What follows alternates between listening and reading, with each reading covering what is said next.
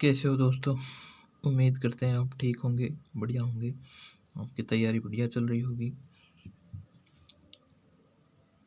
इससे पहले वाली वीडियो में हमने क्वेश्चन नंबर 1 से 6 तक के क्वेश्चन करे थे। पहला, दूसरा, तीसरा, चौथा और पांचवा, छठा क्वेश्चन करा था। कौन सी प्रश्नावली का? प्रश्नावली 13.1 का। आज हम प्रश्नावली 13.1 का क्वेश्चन 6 करेंगे, क्वेश्चन 7 करेंगे, 8वां करेंगे और 9वां करेंगे। प्रश्नावली 13 कौन सी है? सांख्य की, जिसमें हम माध्यक और बहुलक के बारे में पढ़ते हैं। तो प्रश्नावली 13.1 में हम सिर्फ और सिर्फ माध्य के बारे में पढ़ते हैं। किसके बारे में पढ़ते हैं? माध्य के बारे में। 13.1 में हम माध्य के बारे में पढ़ते हैं। तो माध्य का हम सवाल करते हैं हम 7वां। ये SO2 की सांद्रता दी हुई है, अलग अलग ये दी हुई है 0.00 से 0.04। कितनी बारंबारता इसकी? 4। फिर 0.04 से 0.08, इसकी बारंबारता कितनी है? 9। ऐसे ही अलग अलग कैटेगरी दे रखी है सांद्रता की और उनकी बारंबारता दे रखी है। फिर है 0.16 से 0.20 की बारंबारता कितनी है? 4। और 0.20 से 0.24 की बारंबारता कितनी है? 2। ऐसे दे रखी है। तो हम इसका माध्य निकालना, ज्ञात क्या करना है? SO2 की सांद्रता हमें ज्ञात करना है। SO2 की सांद्रता का माध्य ज्ञात कीजिए। SO2 की सांद्रता का माध्य ज्ञात करना है। ये हमें लिखना नहीं था, ये गलती से लिखा गया, तो आप इसे मैनेज कर लीजिएगा। ठीक है, तो हम पग विचलन विधि से करेंगे। कौन सी विधि से करेंगे? पग विचलन विधि से। पग विचलन विधि में क्या निकालना होता है? UI निकालना होता है और FI इंटू UI निकालना होता है। तो FI की तो हम सिग्मा FI तो हमने निकाल लिया, सारी बारंबारताओं का योग तो आया कितना? 30। अब हमें वर्ग चिन्ह निकालना। वर्ग चिन्ह कैसे निकलता है? इन दोनों का योग करेंगे 0.0। वर्ग चिन्ह कैसे निकलेगा? जैसे 0.000 प्लस 0.04, इनका योग करेंगे तो ये क्या हो जाएंगे? 0.04/2। तो ये क्या आएगी? 0.02। वर्ग चिन्ह पहला आ गया, फिर 0.06 आएगा, उसके बाद आएगा 0.10, फिर 0.14, फिर 0.110, 1.8, फिर 0.22। ये सारे क्या आ गए? वर्ग चिन्ह।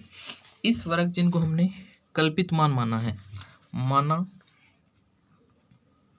माना कल्पित मान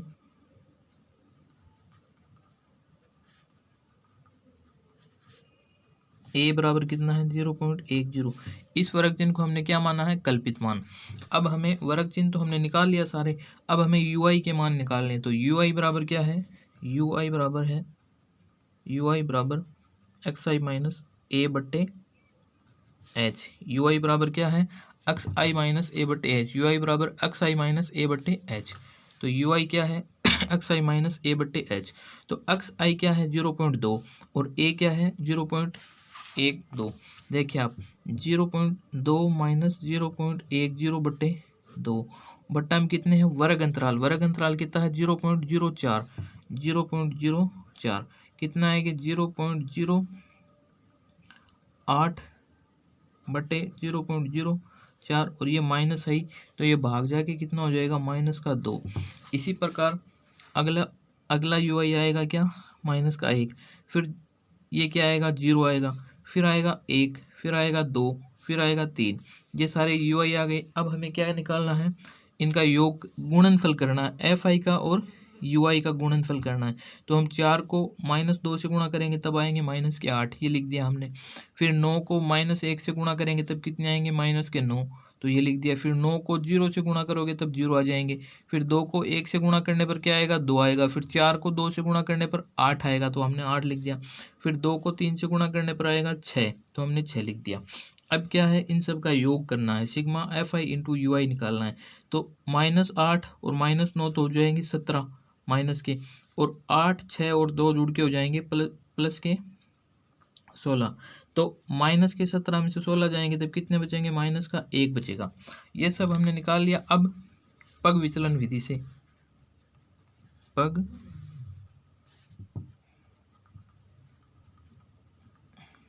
विचलन विधि से। पग विचलन विधि क्या है? x बार बराबर पगवत्सलन विधि से माध्य x बार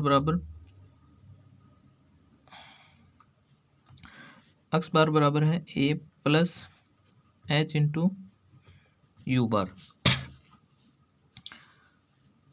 a तो हमारे पास ये है, यहाँ लिखते हैं, मान लिखते हैं। a बराबर तो हमने लिख दिया। h बराबर कितना है?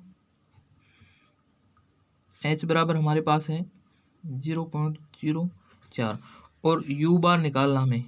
u बार क्या होगा? u बार होगा fi into you I upon sigma fi into you I upon sigma fi। ये क्या होगा? u बार होगा। तो u बार लिखते हैं हम। u बार बराबर, सूत्र तो ये है, इसमें मान लिखना है। तो ये तो हो गया -1 अपॉन में 30। अगली स्टेप में क्या होगा?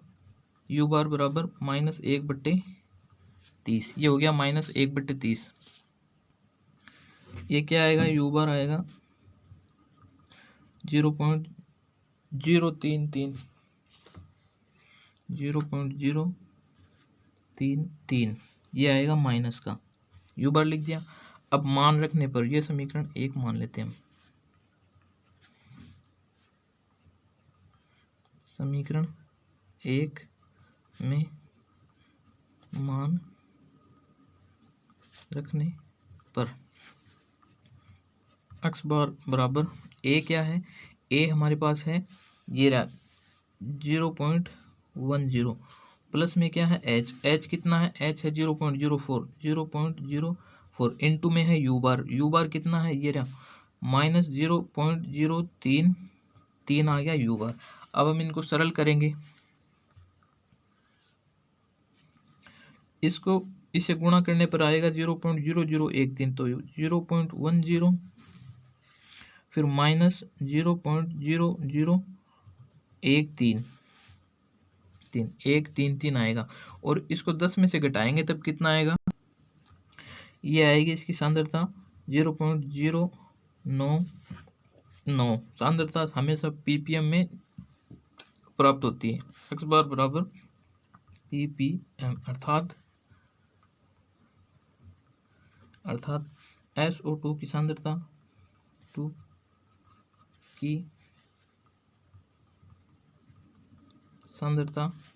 0.099 ppm होगी। इतनी सांद्रता होगी इसकी। अगला सवाल है 8वां सवाल कैसे करेंगे? इस सवाल में क्या दिया हुआ है? दिनों की संख्या दे रखी है, विद्यार्थियों की संख्या दे रखी है और सवाल में हमें ज्ञात क्या करना है? एक विद्यार्थी जितने दिन अनुपस्थित रहता है उसका माध्य ज्ञात करना है। कोई स्कूल में विद्यार्थियों की अनुपस्थिति की संख्या दे रखी है कि एक विद्यार्थी कितने दिन अनुपस्थित रहता है? 0.6 दिन। 0 से 6 दिन कितने विद्यार्थी अनुपस्थित रहते हैं? 11 विद्यार्थी। फिर 6 से 10 दिन 10 विद्यार्थी अनुपस्थित रहते। फिर 10 से 14 7 विद्यार्थी अनुपस्थित रहते। फिर 14 से 20 4 विद्यार्थी। ऐसे बारंबारता दे रखी है, विद्यार्थियों की संख्या दे रखी है और हमें माध्य निकालना है। कौन से? कि एक विद्यार्थी जितने दिन अनुपस्थित रहता है उनका माध्य ज्ञात करना है। तो चलिए हम करते हैं। हमें दिया हुआ है तो हम लिखते हैं कल्पित माध्य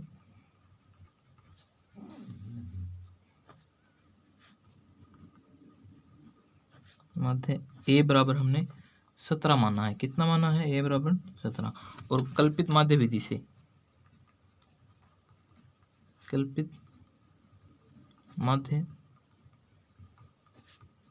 से कैसे करेंगे? x बार बराबर क्या आएगा? x बार बराबर a plus sigma xi into d i upon sigma fi। xi into d i, sigma xi into d i आएगा sigma fi into d i. xi into d i नहीं, fi into d i आएगा। ये आएगा sigma fi into d i. क्या है ये? Sigma fi into d i बट्टे sigma fi ये आएगा। ठीक है, यहाँ करते हैं हम इसको ऐसे। तो इसको समझते हैं। देखो अक्स आई तो है, इसका 3 आया। 3 कैसे आया? 0 को और 6 को जोड़ेंगे। 0 और 6 को जोड़ने पर उसमें 2 का भाग देंगे तब कितना आएगा? 3 आएगा। फिर 8 6 को और 10 को जोड़ेंगे तब 16 आएंगे। 16 में 2 का भाग देने पर 8 आ जाएगा। फिर है 10 + 14 10 + 14 करेंगे तब हो जाएंगे 24। 24 में 2 का भाग देंगे तब कितने आएंगे, 12 आएंगे, तो 12 लिख दिए। फिर 14 और 20 ये कितने होंगे, 34 में 2 का भाग देंगे तो ये हो जाएंगे 17। और फिर 20 और 28, 20 + 28 करेंगे तो हो जाएंगे 48 में 2 का भाग देंगे तब ये कितने आएंगे, 48 में 2 का भाग देने पर 24 आएंगे। ये तो है अक्साई निकाल लिया। फिर डी कैसे निकालेंगे, डी हमने कोई एक को कल्पित मान मानना है, इन अक्षवर्ग चिन्ह में से किसी एक को मानना है कल्पित मान, तो हमने इसको कल्पित मान मानना है ए को, ए कल्पित मान हो गया। और अक्साई में से इसको निकालेंगे ए को, तो 3 में से 17 जाएंगे तब 14 बचेंगे माइनस के। फिर 8 में से 17 जाएंगे तो माइनस के 9 बचेंगे। फिर 12 में से 17 जाएंगे तो माइनस के 5 बचेंगे। ये 12 में से 17 जाने पर माइनस के 5 बचेंगे। फिर 17 में से 17 जाने पर 0 बच गए। फिर 24 में से 17 जाने पर 7 बचेंगे। 33 में से 17 जाने पर 16 बचेंगे। फिर 39 में से 17 जाने पर 22 बचेंगे। ये सब बच रहे हैं। फिर क्या किया है इसमें, एफ आई इंटू डी आई निकाला है। F i into d I, F i into d आई, यानी इस एफ आई को और डी आई को गुणा करा तो 11 को 14 से गुणा करने पर 154 आए। फिर 10 को 9 से गुणा करने पर 90 आए। ये माइनस के 90 हो गए। ये माइनस के 154 माइनस के 90। फिर 7 को और -5 को गुणा करने पर 7 × 5 = 35, ये 0 हो गए। फिर 4 को 0 से गुणा करा तब कितने आए, 0 आए। फिर 4 को 7 से गुणा करने पर 7 × 4 = 28। फिर 16 को 3 से गुणा करने पर 48 आए। और 22 को 1 से गुणा करने पर आए 22। ठीक है, इनका हमने योगफल निकाल लिया। योगफल इनका माइनस का कितना आया, माइनस का आया 279 और प्लस के कितने आए 98। इनको दोनों को योग करा तो हमारे पास माइनस के 181 बचे। माइनस के कितने बचे, 181। अब हम करते हैं इसको कल्पित माध्य विधि से। तो कल्पित माध्य विधि से हमारे पास सारे मान हैं। एक बार सूत्र और लिख लेते हैं इसका। अक्स बार बराबर क्या आया, अक्स बार बराबर है a plus sigma f i into d i upon sigma f i. अभी हम इसमें सारे मान लिखते हैं। हमारे पास जो है वो मान लिखते हैं। इसमें ए का मान कितना है, ए का मान हमारे पास है 17 लिख दिया। प्लस में क्या है, F i into d i, sigma f i into d आई कितना है, माइनस के 81, माइनस के 181। अपोन में क्या है, सिग्मा एफ आई कितना है, सिग्मा एफ आई है 40, ये हमने 40 लिख दिया। अगले स्टेप में करते हैं 17 माइनस 181/40। तो 181 में 40 का भाग देंगे। अब ये आएंगे एक्स बार बराबर 17 माइनस 4.525, ये एक बार 5 हो आएगा। और इसको 17 में से अब घटाएंगे तब कितने आएंगे, घटाने पर ये हो जाएंगे 12.475। एक्स बार बराबर 12.475। ये हो गया फाइनल उत्तर।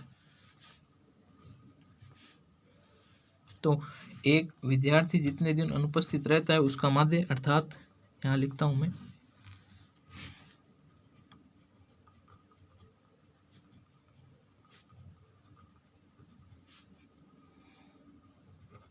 एक विद्यार्थी जितने दिन